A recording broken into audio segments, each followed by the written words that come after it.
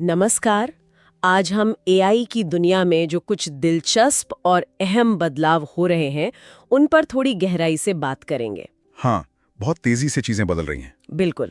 हमारे पास कई अलग-अलग स्रोतों से जानकारी आई है, नए एआई मॉडल्स के बारे में, उनकी कैपेबिलिटीज के बारे में। और ये कैसे हमारे काम करने के तरीके यहाँ तक कि हमारी जिंदगी को बदल रहे हैं ना। सही कहा।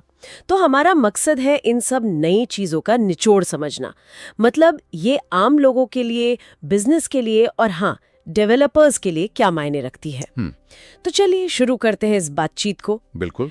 कहाँ से शुरू करें? भाषा वाले मॉडल से? हाँ, वहीं से करते हैं। सबसे पहले एआई की भाषा समझने और तर्क करने की जो क्षमता है। हाँ। नए मॉडल जैसे GPT-5 है, क्लॉड ओपस 411 है, ये अब पहले से कहीं ज्यादा गहराई से सोच समझ पा रहे हैं। सही। और कुछ तो जैसे आपने कहा क्लॉड सोनेट 4 या वो क्वेन 3 अल्ट्रा लॉन्ग कॉन्टेक्स्ट्स वाले, हाँ वो तो पूरी पूरी किताबें या बहुत बड़े डॉक्यूमेंट्स एक साथ समझ सकते। ये तो कमाल की बात है। हाँ, ये लंबी कॉन्टेक्स्ट विंडो जिसे कहते हैं, ये बहुत बड़ा बदलाव है। इससे क्या फर्क पड़ता है असल में? देखिए, इसका मतलब है एआई एक बार में बहुत ज्यादा जानकारी याद रख सकता है। जैसे कोई इंसान पूरी किताब पढ़कर उस पर बात करे। अच्छा। तो ये रिसर्च करने वालों के लिए, वकीलों के लिए या किसी के लिए भी जिसे बड़े दस्तावेजों से जानकारी निकालनी होती है, बहुत काम का है। एआई अब सिर्फ फैक्ट्स नहीं दे रहा, बल्कि संदर्भ को समझकर उसका विश्लेषण भी कर रहा है। और वो शतरंज वाली बात, O3 की जीत। हाँ, वो दिखाता है कि एआई कितनी जटिल रणनीति बना सकता है। शायद ऐसी जो सिर्फ कैलकुलेशन पर आधारित ना हो, कुछ नई सोच जैसी लगे। अच्छा, और ये सब सिर्फ लिखने पढ़ने तक ही नहीं है ना? एआई अब तो देख सुन भी सकता है, तस्वीरें, वीडियो, संगीत सब बना सकता है। बिल्कुल, मल्टी मॉडल एआई जिसे कहते हैं। जैसे अलीबाबा का क्वेन इमेज है, मिड जर्नी HD वीडियो बना रहा है। हाँ, और 11 लैब्स टेक्स्ट से संगीत बना देना कमाल है। और वो हाइग्सफील्ड वाला देखा, हाथ से बनाए स्केच को वीडियो में बदल देता है। हाँ, वो तो बिल्कुल जादू जैसा लगता है। तो ये जो मल्टी मॉडल क्षमता है, ये असल में क्रिएटिविटी को सबके लिए खोल रही है। मतलब कोई भी बना सकता है। हाँ, काफी हद तक। बिना कोई खास ट्रेनिंग के आप प्रोफेशनल दिखने वाली इमेज, वीडियो या धुन बना सकते हैं।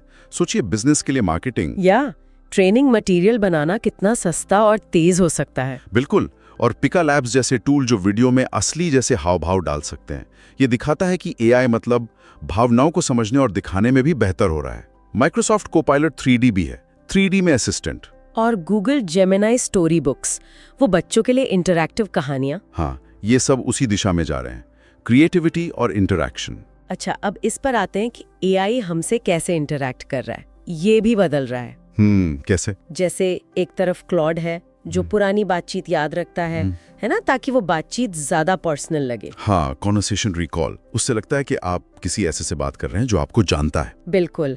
और दूसरी तरफ जेमिनी टेम्पररी चैट्स हैं, जहां प्राइवेसी पर जोर है, बातें सेव नहीं होती। हाँ, ये एक तरह का संतुलन बनाने की कोशिश है, निजीकरण और गोपनीयता के बीच। सही कहा। कंपनियां समझ रही हैं कि लोगों को अपनी जानकारी पर कंट्रोल चाहिए, जैसे जेमिनी में, लेकिन साथ ही वो चाहते हैं कि एआई उनकी जरूरतें भी समझे, जैसे क्लॉड में। और ग्रॉक 4 का दुनिया भर में मुफ्त मिलना, वो भी तो बड़ा कदम है। बिल्कुल, एक्सेसिबिलिटी बढ़ रही है, एआई ज्यादा लोगों तक पहुंच रहा है, और जब GPT-4 जैसे मॉडल यूजर्स के फीडबैक से सुधरते हैं, हाँ, वो भी महत्वपूर्ण है। तो ये दिखाता है कि डेवलपमेंट अब थोड़ा ज्यादा लोकतांत्रिक हो रहा है, कम्युनिटी भी शामिल हो रही है। और वो एआई भाषा ट्यूटर के 1 मिलियन यूजर, लोग सच में एआई से सीख रहे हैं। हाँ, ये दिखाता है कि लोग एआई के साथ इंटरैक्ट करने में, उससे सीखने में सहज हो रहे हैं। हाँ।